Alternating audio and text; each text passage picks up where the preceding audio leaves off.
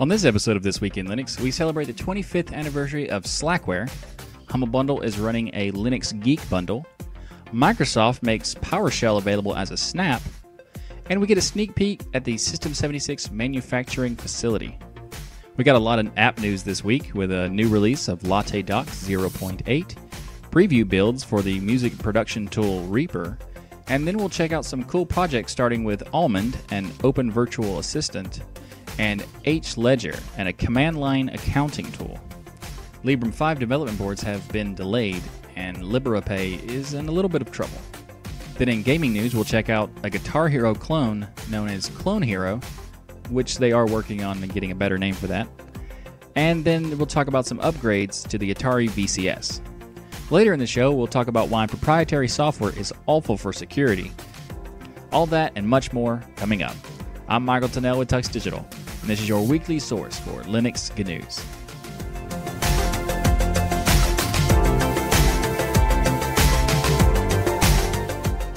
This episode of This Week in Linux is sponsored by... Okay, well, it's not really sponsored at all, but if you'd like to contribute to the TuxDigital channel, you could become a patron by going to tuxdigital.com/Patreon. And there you would also be able to get a lot of rewards and extra perks by becoming a patron. So if you are interested in supporting the channel, please check it out, tuxdigital.com/Patreon. Up first in the show this week is another celebration of 25 years for the Slackware project. Slackware is one of the oldest actively maintained Linux distributions. And back in the day, Slackware was one of the easiest distributions to get and didn't require a lot of effort to get IP masquerading to work correctly. Now, I don't think anybody would argue that it is now one of the easiest, but it still has its place because it is awesome and it's a very nice source-based distribution. And interesting enough, one of the earliest releases of SUSE Linux was based on Slackware.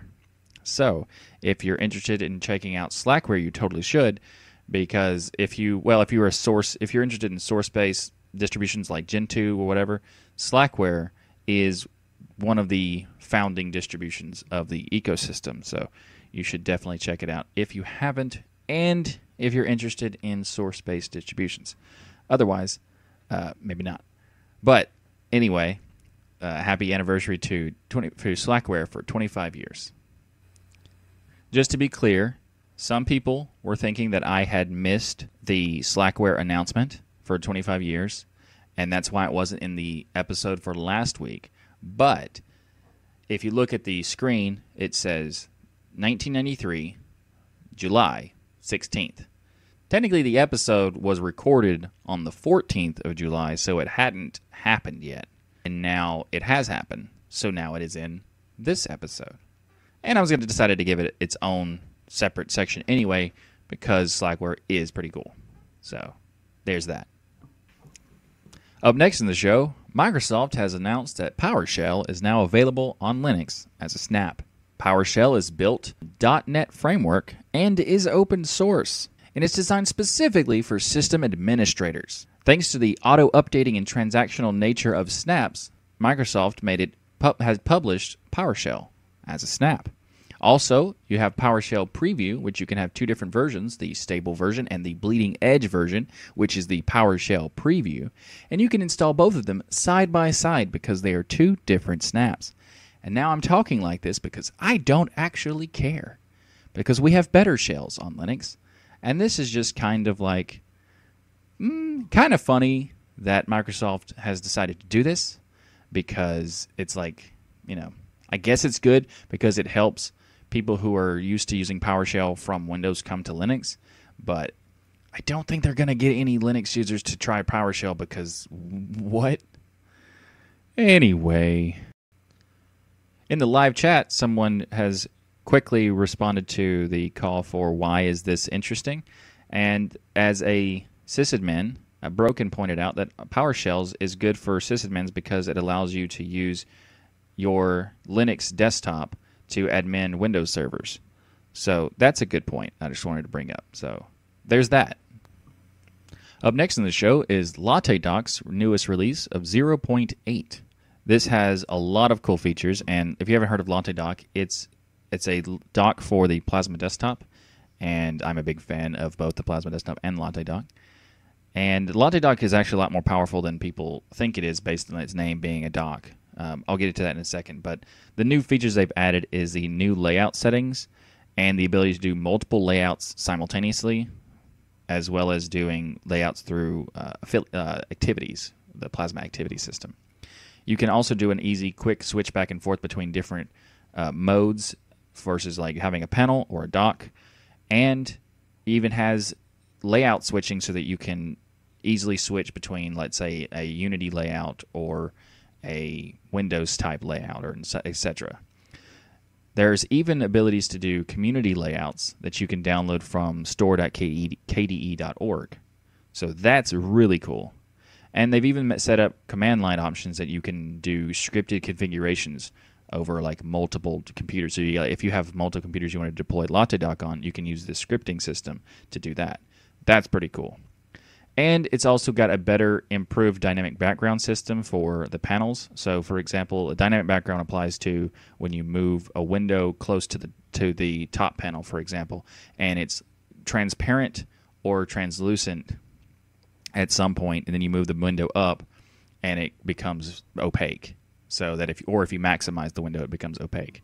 It's just a nice polishing system, a way to make it not so in your face if you have a full screen and the window has the background showing above your desktop, and your desktop is a very bright background. It kind of looks really awkward depending on your window theme. So that's a really cool feature. Now, the reason why I'm saying Latte Dock is more powerful than what people expect it to be is because it's not just a dock tool. It is a fully compatible panel replacement, in fact. So you could use Latte Dock to replace all the plasma panels entirely and use any of the widgets that support or that are supported by the plasma panel. You can use those widgets inside of the Latte Dock. So you can create multiple docks and use any kind of widget you want, and it will be able to do that. And all the features that the dock provides also can be provided for those panels. It's very, very cool. So if you're interested, you do need to know that it requires Plasma 5.12 to use this version, and it requires Qt 5.9. So if you are using Kubuntu 18.04 or newer of other distros, you should be fine to try out Latte Dock 0.8. Up next in the show is some really good news for music production on Linux, and that is REAPER 5.93 has new native Linux builds. So this is interesting because REAPER is basically a major industry standard piece of software. Like, it is very popular in terms of media production. And when people use Linux, they want to use REAPER, and for the past they've had to use it through Wine, which worked for the most part. It worked fine. It's just there's also an issue of latency and direct access to the hardware and stuff like that.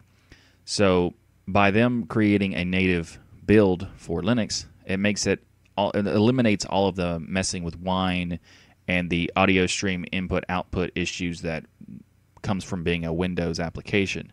So having direct access to the hardware and improves the latency and the recording features, and anyway, it's much better than not having that, right? So if you haven't heard of REAPER, REAPER allows you to import audio and mix, master songs, and edit and compose and synthesize and all that good stuff. And also interesting is that they're making it support not only x86 architecture, it's also going to support ARM architectures for the Raspberry Pi 2 and newer. So that is pretty interesting. Anyway, if you are a music production person or you're interested in music production, check out the link in the show notes for REAPER. And also, let me know what you think about this particular piece of software or just music production in general on Linux. Up next in the show, System76 posted a sneak peek at their new manufacturing facility. They announced this quite a while back that they're going to be manufacturing the laptops and hardware themselves. So if you were to purchase from System76 right now, they're basically taking existing ODM products and then modifying them and updating them and improving them in ways, and then shipping that to you. But in the future, they're going to be manufacturing specifically from System76 warehouse facility. or manufacturing facility. So they posted this on their Tumblr page, which is like a blog that tells you like a sneak peek about different sections of it, and it's pretty bare bones right now, but it's still really cool that we're getting to see it like as it's being developed. So if you're interested, you can check out the link in the show notes. But here's a few sneak peeks as well. Somebody from System76 said at the last locations they could swivel their chair to see a desktop being built or assembled. Now they can get to go through a big magical door to see the actual parts being printed, lasered, coated, bent, soldered, manufactured, and all the things. So I agree that's pretty cool. But speaking of lasers, when do we get to see the System76 laser? Okay, if you want to check it out, there's a link in the show notes to the blog post from System76. We got some unfortunate news recently about Liberapay, and that they're in trouble with their current payment processor has decided to essentially throw them out. If you haven't heard of Liberapay is an open source and free culture platform for recurrent donations. It's similar to Patreon, but is more focused on the free culture aspects of various projects and things like that. Liberapay had an interesting model where, I don't know if they haven't really decided what my next model will be, but previously their model was the patrons would put money into a wallet, the transaction fee would go from that wallet, and then you could disperse the rest of the amount to various creators on the platform. So the way they were doing it seems to have been a problem with Mango Pay, which was the payment processor they were using, but they haven't really given any detailed explanation as to why they were doing this at all. So Liberapay still has no idea why this happened. They also never warned Liberapay that this was a possibility, or give them any time to, correct any kind of issue. So they just decided to just get rid of them and tell them that you have this amount of time or whatever. They didn't really give them an exact amount of time, but Liberapay is saying that July 26th is probably when they might cut them off. They don't know exactly when they'll cut them off, but they have an estimate that they could cut them off by then or somewhat a little bit later. So if you are using Liberapay as a creator or as a patron, you should definitely take the money out until they have solidified the issue. They have talked about the next version, or 2.0 version, on their GitHub, where you can go and have a conversation there if you'd like to, which you can find a link in the show notes. But we don't really know exactly what they're going to be doing for the 2.0 yet. They did say that going forward, instead of doing a weekly distributing of money, which is what they used to do, they're going to just distribute the money as it arrives, and perhaps maybe say this is how much this person wanted to donate. So like, here's the big chunk that they were going to donate, but here's what the amount that they want to do it on a weekly basis or on a monthly basis or whatever. It's an interesting method to solve the potential problems of the processing fees, but we'll have to wait and see to see what happens as whether or not this can work or not. I don't know. Like, I think Liberapay has some issues as far as like how it approaches the transaction fees. I would prefer that the creator pays the fees rather than the patron, but the way the structure of the Liberapay works is that the patron would have to do that. So I guess we'll see what happens with this, and best of luck to Liberapay, and I hope you find a new processor soon, and that way you can avoid any kind of downtime. But again, good luck to you, and hope all is well. Up next in the show is hledger has released 1.10 version.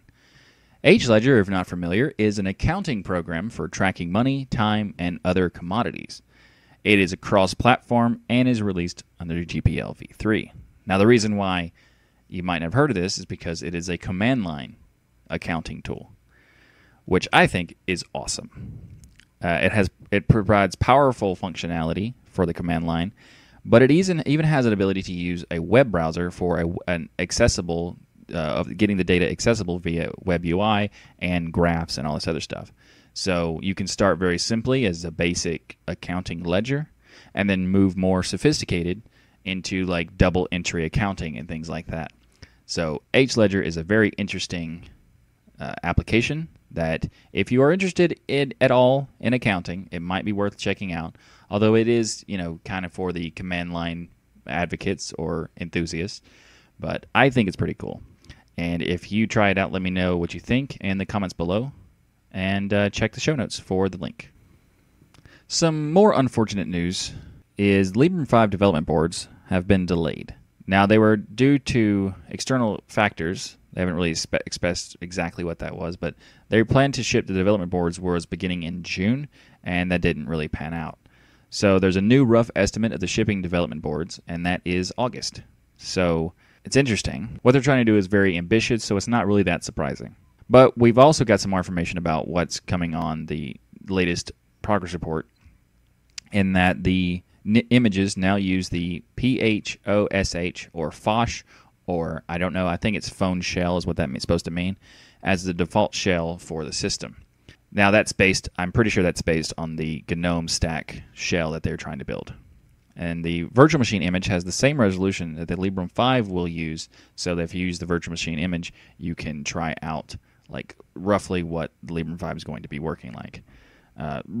Roughly, super roughly. There's also been a lot of support, ongoing support for stuff like Redshift and an on-screen keyboard. So they've made some progress there. And they've announced that the web browser for the Librem 5 will be Epiphany, and that they've adapted some changes for usability on small screens and have been able to merge that upstream, which is pretty cool as far as like the upstreaming of the code. But it's kind of weird that they chose to use Epiphany as the default web browser. I understand because of the whole GNOME stack thing, but Epiphany is not really a browser chosen by many people. It's interesting they chose that as the default. I would definitely change that personally, but Anyway, it's really good to see that there is some improvement, even though there has been some delays and setbacks for the Librem 5.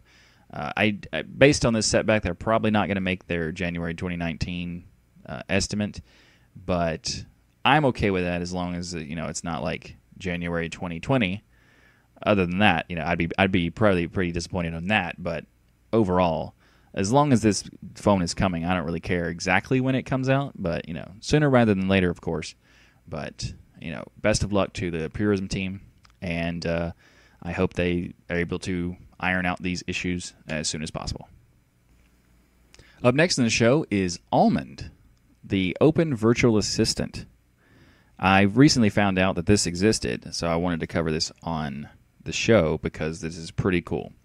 Now, Almond is a very open project. It uses a crowdsourced data from Thingpedia, which is an open collection of web and Internet of Things APIs.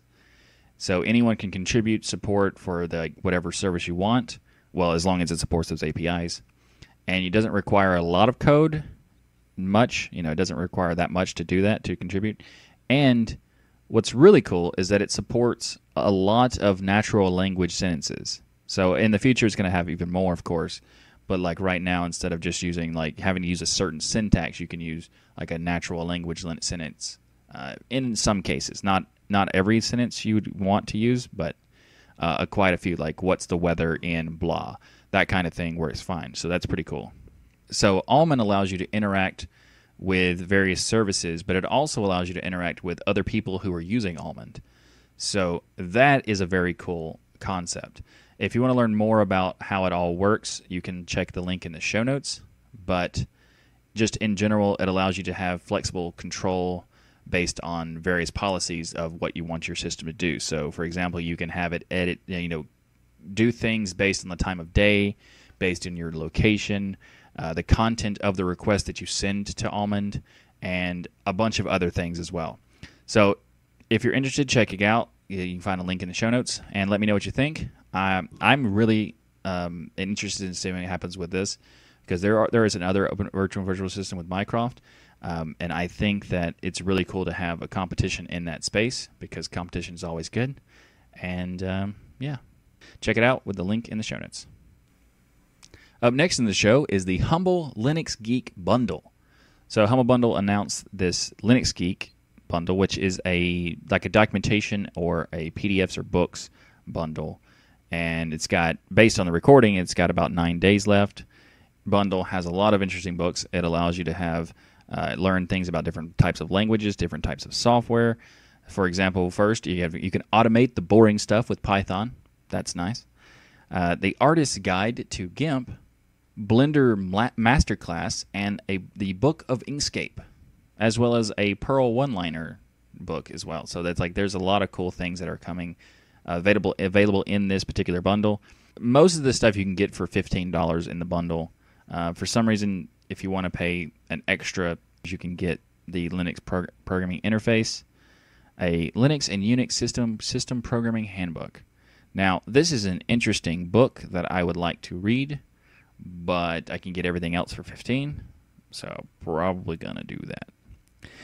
Just to let you know, if you decide to click the link in the video description or in the show notes for this particular thing, the link for the Humble Bundle is an affiliate link for TuxDigital. So if you do decide to purchase and you use that link from the description or show notes, that will bring a small commission to the TuxDigital channel, which I would appreciate, but I wanted to let you know that would be there if you decide to purchase.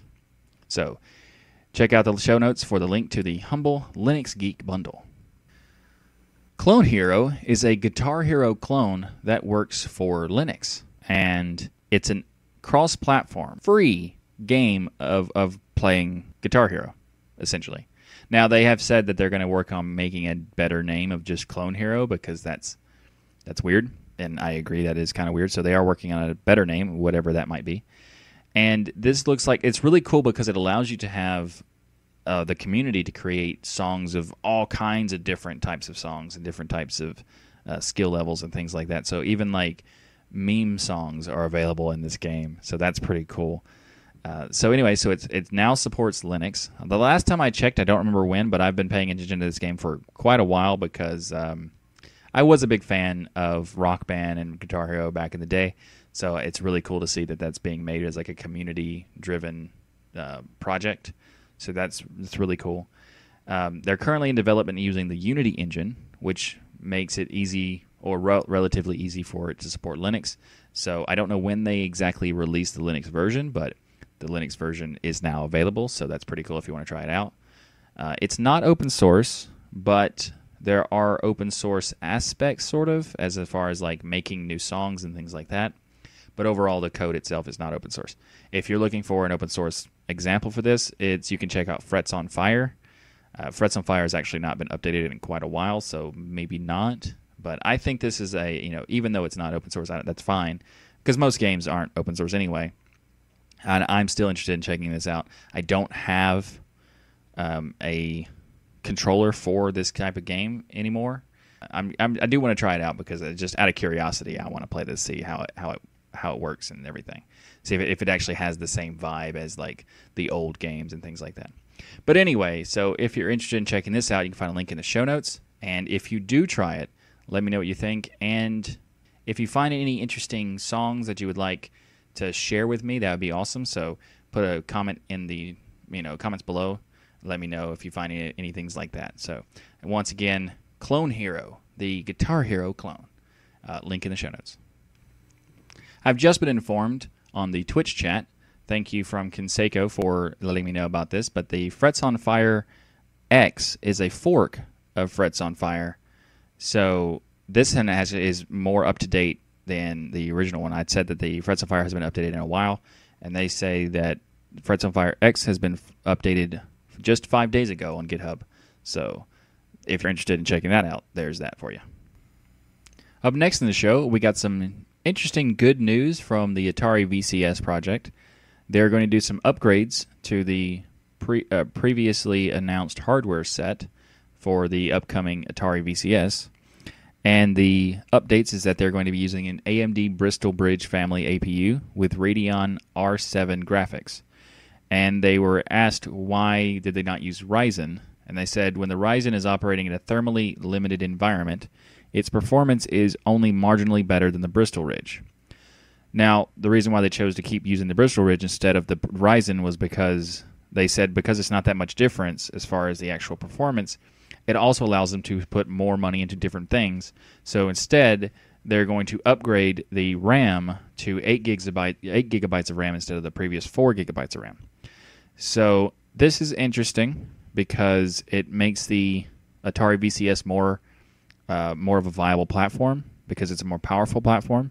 So I'm interested to see what happens with this because it's actually like I wish they would have done this during the early bird, pricing, because I would be much more interested in getting the device or getting the console at that time because it was $100 cheaper. But yeah. Anyway, what's really cool about this particular one is that they asked when will the development boards be or development kits be sent out, and they said that they don't have to worry about having development kits because it's like if it's just works on like the actual product itself will be the development kit. But if you want to go ahead and get your game working to be ready to use on the Atari VCS, all you have to do is make your game run on Linux at HD resolutions using standard runtime libraries. So just by making it support Linux, it will automatically support the Atari VCS, which is really cool. They did announce that they're going to be using their own distribution that is called Atari OS. They did say that also you'll be able to change the distribution if you would like to. So that's pretty interesting. So if you want to check out more of the latest update from the product QA of Atari VCS, then you can find a link to that in the show notes. So in some security news, but not related to Linux security, I just wanted to bring up this topic because it's somewhat interesting and ridiculous. So a voting machine vendor has admitted that it installed remote access software using the RDP protocol, or the Remote Desktop Protocol, which is a Microsoft protocol. And they said that they had provided PC Anywhere support for remote connection software. The problem with that is that statements in this past February, to the New York Times, the same company, they said that they didn't provide access to remote software of any kind. There, in a quote from the company, it says, "None of the employees, including long-tenured employees, has any knowledge of our voting systems have ever been sold with remote access software." That's not true. Election management systems and voting machines are supposed to be air-gapped for security reasons, and air-gap means no access to the internet and never having ever had access to the internet. So the fact that they installed remote software is the exact opposite of security. Good job. Speaking of RDP terribleness, we also found out that like the real cost of a mega breach, what it really cost for some data on the dark web, and that is the McAfee Advanced Threat Research Team did some research in the Ultimate Anonymity Service, which is a Russian RDP shop to find people selling stuff about RDP access and stuff. And one of the ports they found, or like multiple ports they found of a massive international airport, but they won't tell you tell you what the name of the airport is for some reason. I suppose security reasons, but I mean the fact they're even talking about this kind of shows that they need to do it properly and not do things like this. But they found out the access was being sold on the dark web for $10. Yep, that's it, $10. So yeah, RDP is proprietary and problematic at best. So if you must use it and open it to the internet for any reason at all, be sure to use two-factor authentication and maybe limit the IPs that have the access to hit the port to only like trusted IPs. Or just don't use it. That's a good option too. Especially if you're a voting machine vendor, don't use it. And finally this week, more security news. But again, not Linux related. More proprietary software is bad related. Now, not all proprietary software is automatically, like just being proprietary doesn't make it automatically better or automatically bad. But in many cases it does. So just put the little disclaimer out there. It's not always bad. Anyway, so Cisco has more backdoors have been found in Cisco routers. On average, we were finding one one vulnerability or backdoor inside of Cisco routers once every couple years or so. Now, though, for the past 5 months, we have found 5 new backdoors. So once a month. In March, a hard-coded account with the username Cisco was revealed. The backdoor would allow attackers to access over 8.5 million Cisco routers and switches remotely. The same month, another hard-coded password was found for Cisco's Prime Collaboration Provisioning Software, or PCP, which is used for remote installation of Cisco video and voice products. Then May, Cisco found another undocumented backdoor account in Cisco's Digital Network Architecture Center, used by enterprises for provisioning devices across a network. Then in June, yet another backdoor account was found in Cisco's Wide Area Application Services, a software tool for wide area network or WAN traffic optimization. The most recent backdoor was found within a couple weeks ago or so, and the backdoor is for the Cisco Policy Suite, a software suite for ISPs and large companies that can manage a network's bandwidth policies. A backdoor gives an attacker root access to the network, and there are no mitigations against it. So yeah, good job, Cisco. If you have a router, or if you do have a Cisco router and you were considering switching based on this information, I would say check out the OpenWRT project, because OpenWRT is a open source routing firmware or router firmware, so that allows you to replace your router, a home router or an enterprise router, with the firmware from that they provide with this open source firmware. You may have heard of OpenWRT before, or LEDE, or LEAD. And some good news about them is that the LEAD project, which was a fork of OpenWRT because there was some disagreements with how the project should be built, and they've now come to an agreement that they have merged back into OpenWRT. So if you, it's no better time to use it, because OpenWRT is getting a lot of improvements, and they've done like the core fundamental project improvements and stuff like that, as well as software improvements.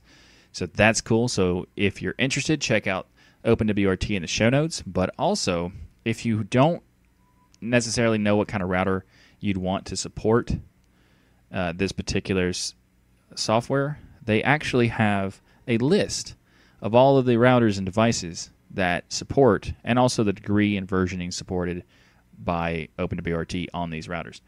So you can find a link to this spreadsheet, basically, in the show notes as well. So, yeah. On the bright side, Cisco's terrible security thing gave me a reason to promote OpenWRT. So that's good, right?